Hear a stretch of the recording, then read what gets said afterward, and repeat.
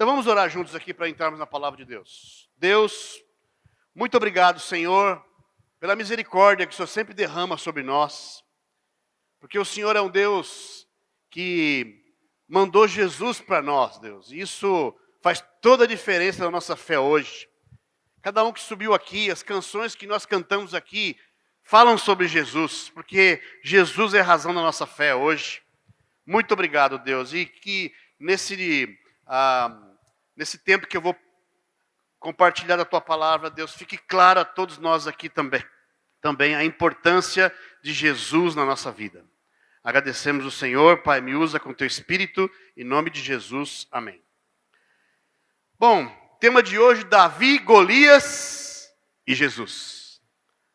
Talvez se nós falarmos desse tema de Davi e Golias, e chamarmos as crianças lá da nova geração, elas vão poder falar a história aqui completa. E vai dar até detalhes. Talvez essa seja uma das histórias mais conhecidas da Bíblia. Mesmo para você que não tem muito contato com a Bíblia, talvez você já ouviu falar da história de Davi e Golias, já usaram para te encorajar, para te ajudar em alguma área da sua vida, né? E é interessante porque essa história conta, né? Fala de um garoto mirrado, não mimado, tá? Mirrado, ou seja, magrinho, fraco, vencendo um gigante de quase 3 metros de altura. E quando nós vemos uma história, normalmente quando ouvimos uma aula sobre isso, ou uma mensagem sobre esse tema, geralmente a mensagem é: vença os seus gigantes, enfrente os seus problemas, né? Que Deus vai te dar força. E sempre tenta se extrair uma mensagem encorajadora de você ter fé e usar as forças de Deus para ir combater as suas dificuldades. Hoje eu quero chamar você, a cada um de nós aqui juntamente comigo, a tentarmos tirar algo das entrelinhas, que normalmente não está muito claro, mas que está lá, você vai ver, dessa história, um pouco diferente do que você está acostumado a ouvir, mas muito encorajador.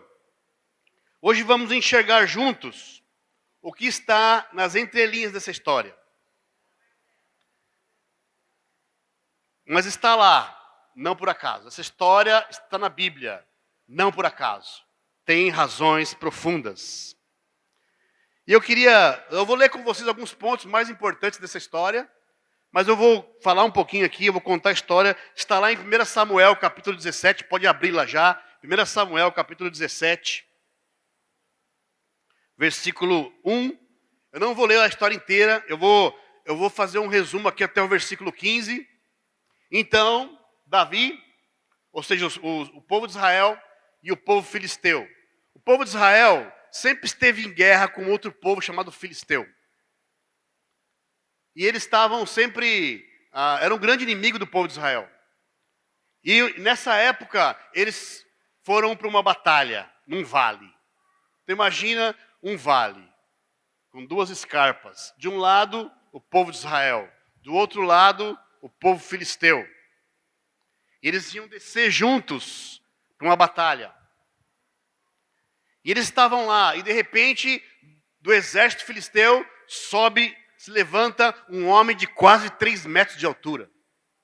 Você já tentou imaginar isso? Um homem de quase 3 metros de altura? Gigante, musculoso, forte.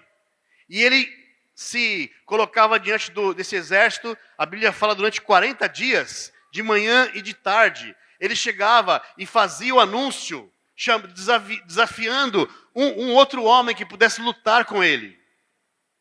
E quem ganhasse seria escravo, o exército seria escravo do outro. Então, toda manhã e toda tarde, esse homem se colocava lá e desafiava, e desdenhava do povo de Israel.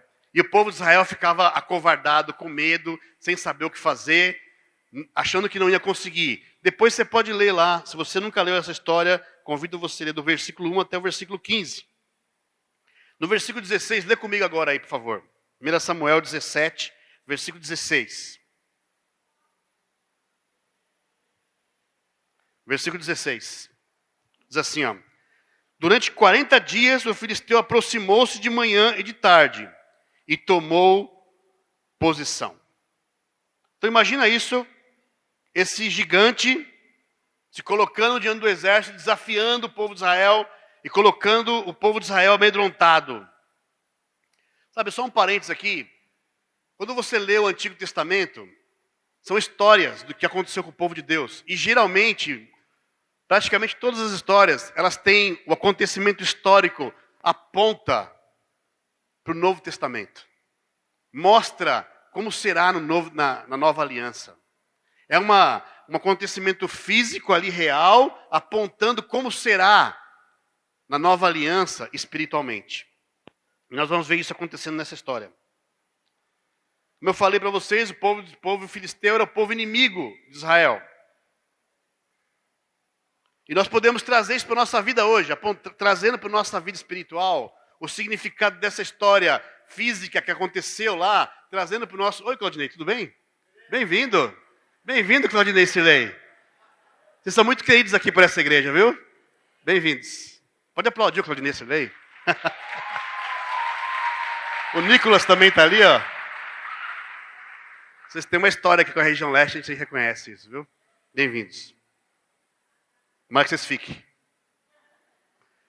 Mas voltando ao tema aqui, o povo de Israel estava sofrendo esse ataque e tudo isso trazendo para a nossa vida espiritual hoje. O que significa isso? O povo filisteu, o povo de Israel. O povo filisteu representa o mal que muitas vezes quer dominar nossa vida. Esse gigante aqui representa a figura do diabo, de Satanás, munido do pecado, querendo nos escravizar, querendo tirar nossas forças, nossa coragem. Golias, o gigante, o homem vindo do mal, dominante, querendo dominar o povo, intimidar o povo. O intimidador, seu desejo, escravizar. Usando suas táticas diabólicas, escravizar, destruir. E ele ficava a todo momento lá falando com o povo. Vocês não vão conseguir, vocês vão morrer. Olha, eu estou aqui, eu vou vencer vocês. Como o mal faz conosco hoje. O pecado, querendo bate na nossa porta, falando, você não vai conseguir mudar isso. Você não vai largar esse vício. Você não vai sair dessa situação no seu casamento. Você não vai conseguir mudar o seu orgulho. Essa é a prontidão das forças do mal agindo sobre nós. E se você não sabe, eu quero deixar bem claro para você, nós fazemos parte de uma guerra espiritual. Você não está enxergando agora. Você não enxerga. Talvez você veio para cá na boa, tranquilo, mas todos nós, eu e você, estamos inseridos numa batalha espiritual. Uma guerra, numa verdadeira guerra. Alguns aqui percebem, outros não. E essa história vem nos ajudar a lembrar que nós fazemos parte, estamos no meio dessa batalha. As forças do mal, de um lado as forças do mal querendo derrotar você, querendo escravizar você no pecado, querendo fazer você ser derrotado. Do outro lado, as forças de Deus, querendo libertar você dessa força dominadora do pecado e te dar esperança. E você não enxerga. Sabe quem nasceu talvez num bairro como eu nasci? Eu vim lá da Zona Sul, do Capão Redondo. Dá para você ter uma ideia do que é viver numa guerra. O meu bairro, literalmente, a gente vivia numa guerra. Uma vez eu fui estudar a Bíblia com um casal, era cristão novo. Tinha acho que uns 3 anos na fé, fui com a minha esposa. Vamos estudar a Bíblia com um casal numa favela chamada Buraco Quente. Conhece, Claudinei? Uma favela chamada Buraco Quente. Parecia um estádio de futebol. Ela começava assim, ela ia descendo, um funil. Nós fomos estudar a Bíblia com um casal. O casal estava super animado, a gente estava calculando as despesas com eles, sobre eles serem cristãos. E aí eu falei, aqui é muito perigoso? Ele falou, não, aqui é tranquilo. De vez em quando passa um cara numa caminhonete amarela, dando uns tiros para cima aí. Olha, inclusive ele está vindo aí, ó, baixa aí. E tiro, pá. Falei, meu Deus do céu. Quem vem de um bairro como eu, sabe o que é viver numa guerra. Uma vez eu fazia parte da igreja católica, saindo de uma missa, e eu era pequeno, eu estava distraído, eu sou meio às vezes, meio estabanado, estava distraído com a minha mãe, e eu tomei um tombo, quase caí em cima do morto. Um cara tinha sido assassinado na frente da padaria e eu tropecei por cima dele, sem ver. Então, eu vim de um bairro que eu tinha a ideia do que era viver numa guerra. Mas depois que a gente vai, as coisas vão melhorando, a gente vai perdendo um pouco dessa visão, e talvez você tenha até a ideia do que é viver numa guerra, mas eu posso afirmar para você, todos nós aqui estamos no meio de uma batalha espiritual. Que você não consegue, você não vê olhos claros, mas você sente essa batalha. E essa história traz para nós isso. Fala que durante 40 dias, esse gigante aparecia no vale para chamar o povo, para intimidar o povo de Israel. E esse número 40 na Bíblia, você vai ver que aparece todas as vezes que o povo tem uma provação. 40 anos no deserto, Jesus ficou 40 dias em jejum. Esse número traz a ideia de provação, o número da provação. Olha só no versículo 32, agora. Então, antes de chegar aqui no versículo, vamos imaginar, estava lá o povo, 40 dias, e aí chega, de repente, Davi, esse menininho mirrado, bonito, mas magrinho, fraquinho. Ele nem era soldado do exército. Os 3 irmãos mais velhos dele eram soldados do exército. E o pai dele falou, vai lá, leva lá comida para eles lá, vai lá ver como é que está a situação. E ele larga lá as ovelhas que ele pastoreava e foi para encontrar com o irmão na boa. Chegando lá, Davi, ele se dá de cara com essa situação. Ele vê o gigante falando e intimidando o povo de Israel. E ele fala, o que é isso? O que esse cara está falando aí? Ele ficou indignado. É o que fala aqui, ó, no versículo 32. Davi disse a Saul, ninguém deve ficar com o coração abatido por causa desse filisteu. Teu servo, ele, né, irá e lutará com ele. Tenta imaginar essa situação. Chega lá, todo mundo fortão, musculosão, cheio de aquela armadura pesada. Aí chega lá um menininho, fraquinho, que nem não vou citar exemplos, não. Fraquinho, e fala assim, que é isso? Deixa que eu vou matar esse gigante aí. Era quase motivo de piada, não é? Mas ele foi. Sabe, essa história tem tanto de Jesus, nós vamos ver agora, a partir de agora, quantas coisas nos traz de Jesus aqui. Primeiro, Davi nasceu aonde? Quem sabe? Belém. Quem nasceu em Belém?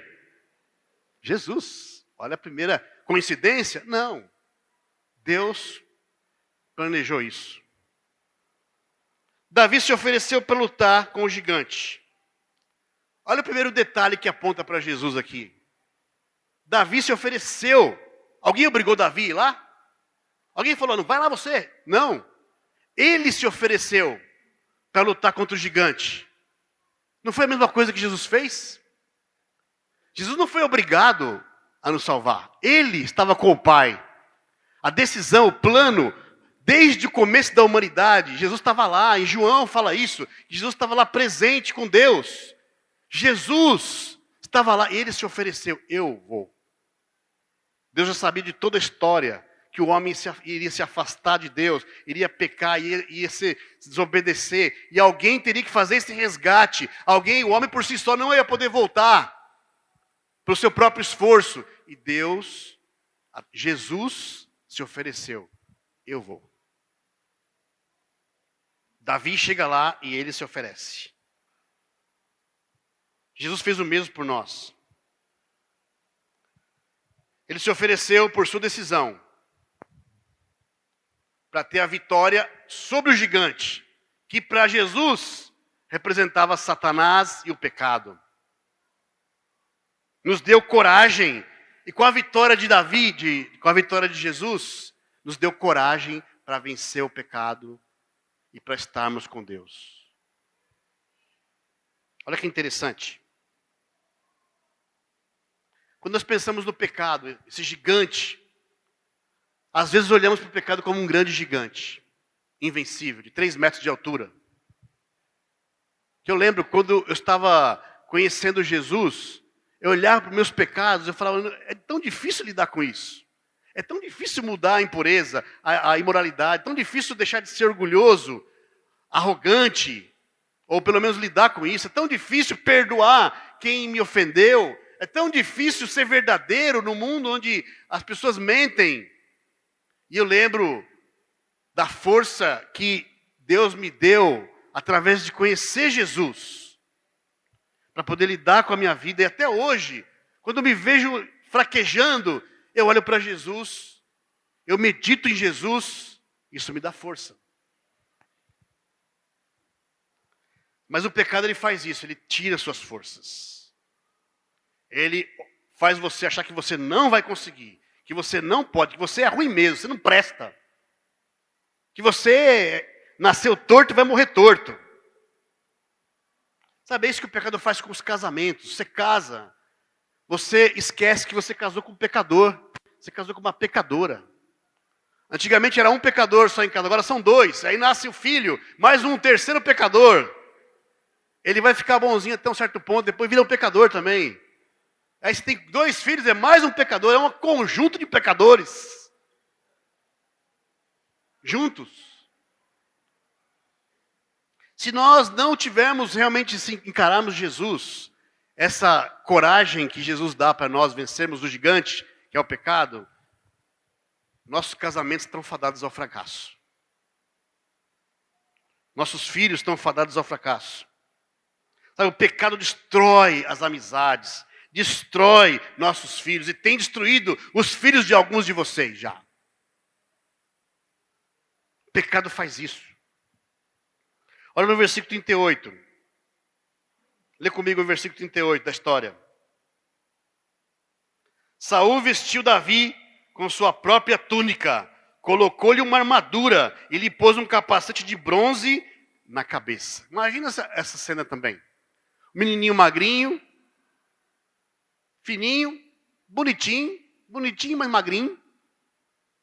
Aí chega Saul, que é o rei, né? Forte, na sua armadura, tira a sua armadura e põe no menininho, quase mata o rapaz.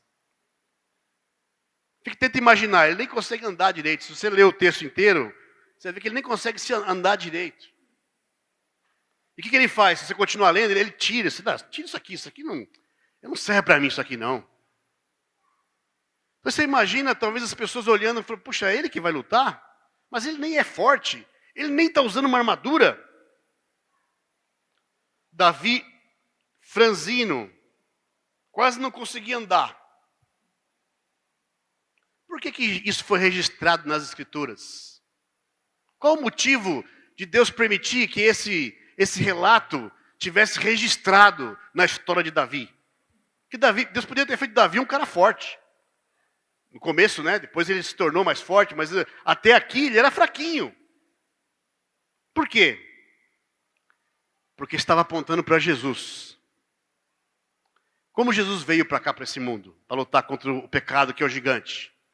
Ele veio forte, ele veio com a sua carruagem cheio de lutadores, de soldados fortes, na sua armadura pesada e intimidadora. Foi assim que Jesus veio? Como ele veio? Frágil, como um bebê, numa manjedoura, no meio de um estábulo, com um casal que eram seus pais pobres. Não veio de um rei, não foi filho de um rei, foi filho de gente pobre, sem condições.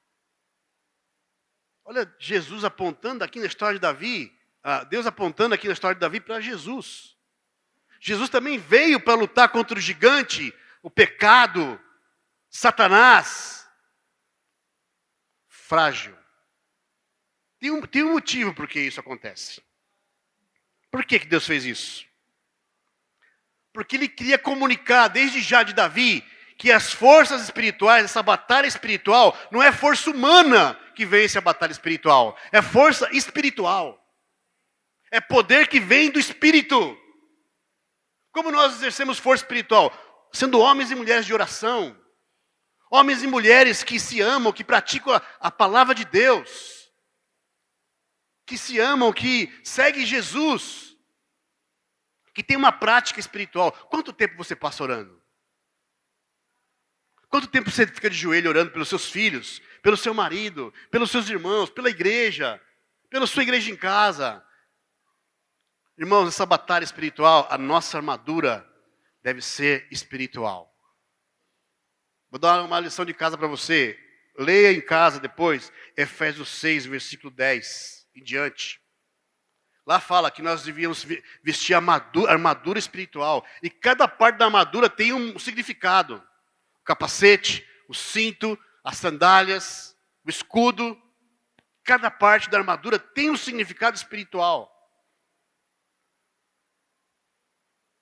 Sabe, quando Jesus veio, Davi, através da fragilidade de Davi, e através também da fragilidade daquele bebê, como Jesus veio, ele estava querendo matar o orgulho dos nossos corações.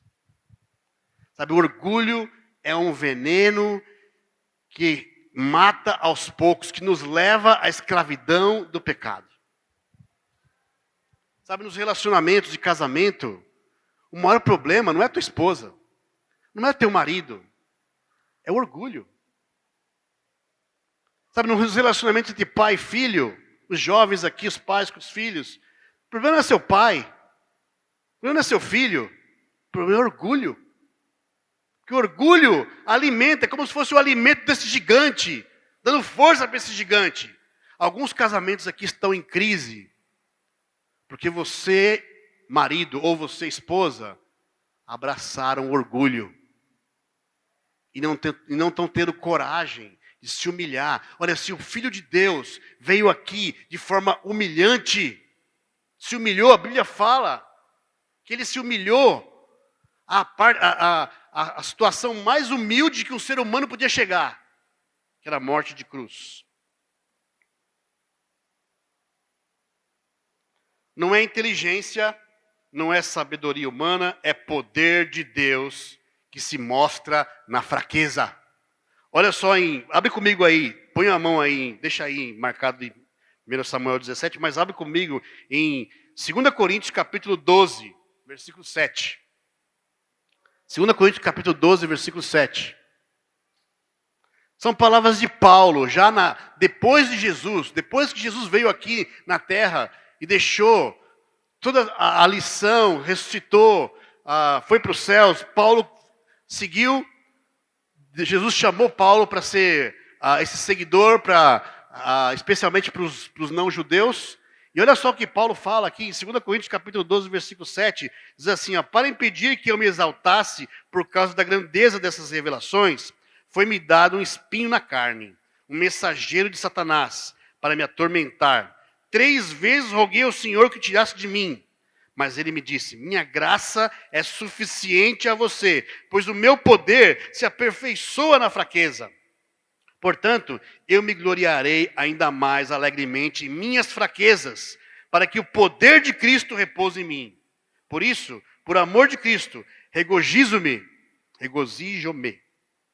nas fraquezas, nos insultos, nas necessidades, nas perseguições, nas angústias, pois quando sou fraco, é que sou forte. Isso vem de Davi, isso vem de Jesus. Você reconhece que você é fraco? Porque a primeira condição para você cair em pecado, se escravizar no pecado, é achar que você é forte demais. O orgulho faz isso. Faz você ficar enganado, achando que você mesmo resolve as coisas. Eu caí aqui num pecado, não vou falar para ninguém não, porque eu vou conseguir resolver isso aqui. Eu estou brigando aqui com a minha esposa aqui, a gente se agrediu, mas não vamos falar não para não passar vergonha. Vamos lidar conosco, nós aqui mesmo, a gente resolve isso. E o orgulho vai ali, comendo você por dentro, transformando, alimentando esse gigante que está escravizando você para levar para um divórcio. E você acha que o divórcio vai resolver sua vida. O divórcio vai deixar a sua vida mais amarga. São feridas que nunca mais saem da sua vida. Mesmo se você casar com outra pessoa.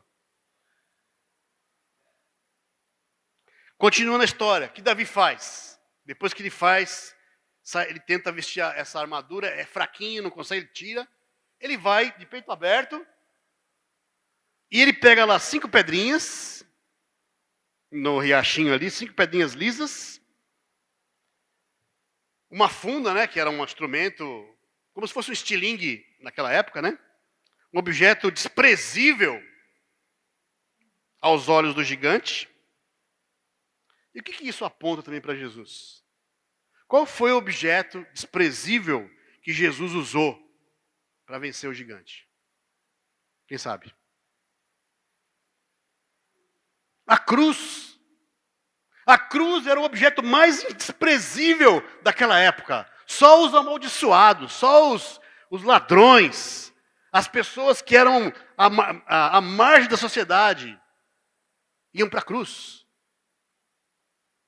Jesus pega um objeto desprezível aos olhos humanos. Também.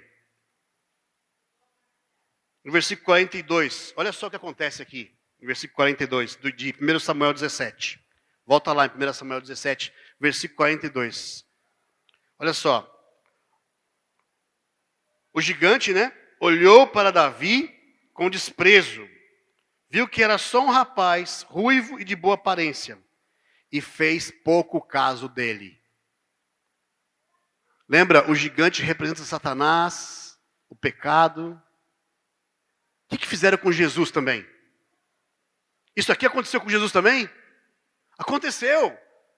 Lá, quando Jesus estava caminhando no Calvário, as pessoas falavam assim, não era filho de Deus? Sai daí agora. As pessoas jogavam pedra. Falavam mal. Os sacerdotes chegaram diante de Jesus e falaram assim, desce da cruz agora. E riam dele. E faziam pouco caso dele. Por que você acha que em Davi já estava registrando isso? O gigante fazendo pouco caso de Davi. Porque lá na frente faria um pouco caso de Jesus.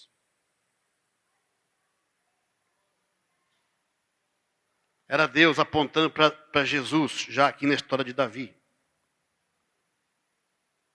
Olha no versículo 45 agora comigo. Davi, porém, disse ao filisteu, você vem contra mim com espada, com lanças e com dardos, mas eu vou contra você em nome do Senhor dos exércitos, o Deus dos exércitos de Israel, a quem você desafiou. Hoje mesmo o Senhor o entregará nas minhas mãos, e eu matarei e cortarei a sua cabeça. Hoje mesmo darei os cadáveres do exército filisteu às aves do céu e aos animais selvagens, e toda a terra saberá que há Deus em Israel. Quando Jesus morreu na cruz, e ele ressuscitou, todo mundo ficou sabendo. O próprio guarda falou, ele era Deus, ele é Deus. Olha de novo, apontando para Jesus. Como se Davi estivesse olhando só para as condições espirituais. Davi não estava olhando para a sua fraqueza, para a sua falta de músculo, para a sua falta de altura, para a sua falta de força, ou de destreza para lutar a batalha. Ele estava olhando para as forças espirituais. E nós? E você? Você tem usado as forças espirituais na sua vida? Você está lutando, usando a armadura de Deus para combater o mal, esse gigante que quer escravizar você e sua família? Somos famílias de oração, de leitura da Bíblia, de estudo bíblico em família, para nos fortalecer espiritualmente. Era o que Davi estava mostrando aqui, que não era por força, não era por sabedoria, é poder de Deus. Você só vai mudar o que você precisa mudar, se é o casamento, se é seu caráter, se é uma fraqueza, pelo poder de Deus. Pelo poder de Deus. Agindo em você. Você pode ser inteligente, você pode ser bonito, pode ser o que for. Pode ser forte, pode ser maduro, mas é o poder de Deus.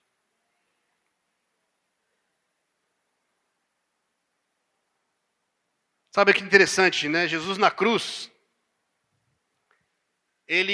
ali foi a glória espiritual, porque o poder massacrante da cruz sobre o pecado. Sabe, Jesus estava apontando aqui em Davi como nós poderíamos vencer o pecado através da cruz de Jesus. Versículo 48, lê comigo, por favor, versículo 48. Diz assim, ó: quando o filisteu começou a vir na direção de Davi, este correu para a linha de batalha para enfrentá-lo, tirando uma pedra do seu alforje. Arremessou-a com a tiradeira e atingiu o filisteu na testa, de tal modo que ela ficou encravada e ele caiu, dando com o rosto no chão. Assim Davi venceu o filisteu com uma tiradeira e uma pedra, e Jesus venceu o pecado com a cruz. Sem espada na mão, derrubou o filisteu e o matou. Davi correu, pôs os pés sobre ele e, desembaiando a espada do filisteu, acabou de matá-lo, cortando-lhe a cabeça com ela. Quando os filisteus viram que o seu guerreiro estava morto, recuaram e fugiram. Olha só, Davi foi lá com a funda dele, acertou a testa do gigante, o gigante caiu, já venceu, já derrubou o pecado ali, matou Satanás, Jesus matou Satanás ali, e aí, como se não bastasse, foi lá e cortou a cabeça. Como é que quando a gente pensa em Satanás, como que a Bíblia, com que a Bíblia compara Satanás? Um animal. Cobra. O que você faz para matar uma cobra? Corta o rabo dela? Corta a cabeça. Quando você corta a cabeça da cobra, ela não tem mais poder sobre você. Ela morre. Porque é dali que ela vai morder e te dar o veneno. O que Jesus fez? O que isso está apontando para Jesus? Quando Jesus na cruz morreu e ele ressuscitou, ele cortou a cabeça de Satanás. Ou seja, Satanás não tem mais poder para dominar você. Porque a força destruidora do pecado, Jesus matou na cruz. E a ressurreição foi a prova disso, porque a morte, ou seja, você vai morrer, mas vai ressuscitar. A morte não vai deixar você lá, se você estiver em Cristo. Olha que incrível, como já em Davi, há 1000 anos antes de Cristo, já estava apontando, olha, é isso que vai ser com Jesus. Davi vence o gigante com sua arma insignificante, sua funda, brinquedo de criança. E Jesus vence Satanás, também com a sua arma insignificante aos olhos dos homens, a cruz. Que hoje nós entendemos que é o maior poder.